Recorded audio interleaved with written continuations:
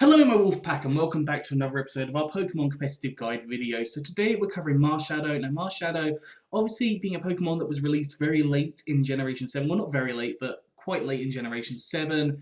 It has really good attack and really good speed. It is in the Ubers tier and yeah, we're just going to talk about three different sets for it. So the first set we have is a Choice Band set. Now base 125 attack is good but it's not the most amazing thing in the world, so having that choice band on there increases up your power just that little bit more, which allows you to be able to take out a variety of different Pokemon. We've then got Technician as our ability, which won't be coming into effect on any, or on this set. It might come into effect on the other sets, but this is the only ability it gets, so there's no other choice. Move-wise, I've gone for Close Combat, powerful Fighter-type move, hits a variety of different Pokemon, including all the Steel types that are now present in Ubers. We've got Fire Punch, powerful Fire-type attack, again, hits a variety of different Pokemon. Ice Punch for those Dragon types, because there are several Dragon types in Ubers. And then we've got Poltergeist, one of the new moves, or Poltergeist, sorry, one of the new moves, and it controls the item of the Pokemon and causes them to be injured. It's base 110 power, so very, very high. Obviously, Marshadow does learn Knock Off as well. You don't want Knock Off and Poltergeist on the same set because it really will limit you in your ability to tackle that Pokemon.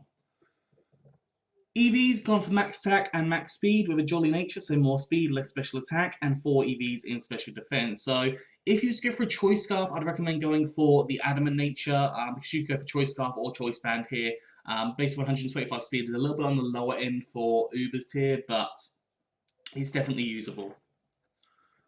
The second Marshadow set we have is more of a support set. So on here we have, again, Technician is our ability.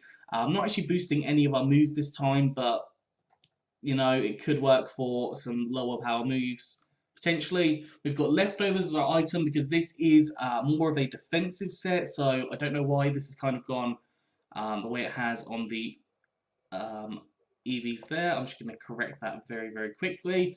But yes, we have Marshadow with Toxic, allowing you to rack up damage on different Pokemon. You would have to teach it Toxic before you transfer it to Generation 8, so do be cautious with that.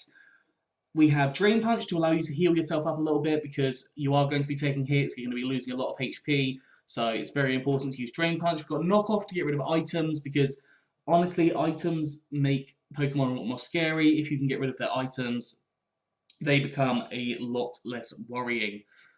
And then we have Spectral Thief, which is a really interesting move because it steals the stat increases of other Pokemon. So for example, if you did a Zacian came in and you Spectral Thief on it, you would increase up your attack stat, which would be beneficial because your attack is actually relatively high. With that +1, it would do a lot more damage.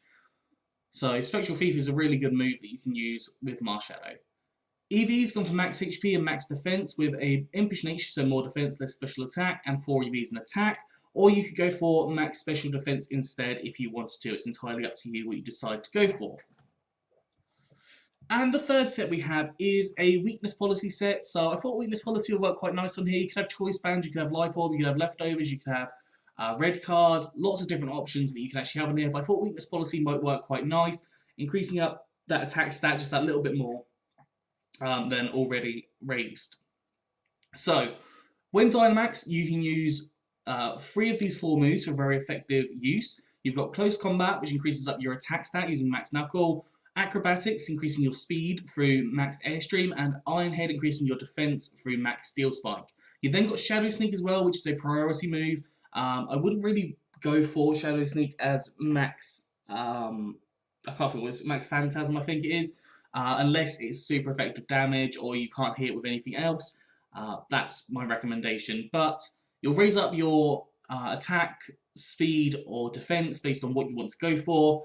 And then if you think the Pokemon has priority, you can always go for Shadow Sneak and get that little bit of damage off. Technician will kick in, so it'll be 1.5 times power, which is that little bit more powerful, along with the boost potentially. If you've just gone for 3 close combats, you're gonna, or 3 max knuckles, you're gonna have a very, very huge attack stat, so that Shadow Sneak will do a lot of damage. EV-wise, I went for max attack and max speed with a jolly nature, so more speed, less special attack, and 4 EVs and special defense. If you're concerned, you could always go for max attack and max HP if you want to, but it's entirely up to you. Anyways, that is all for today. I hope you've enjoyed this. If you have, please do like, subscribe, and comment. Let me know what you think down in the comment section below. Anyways, I'm out of here, so have a good one, and I'll see you soon.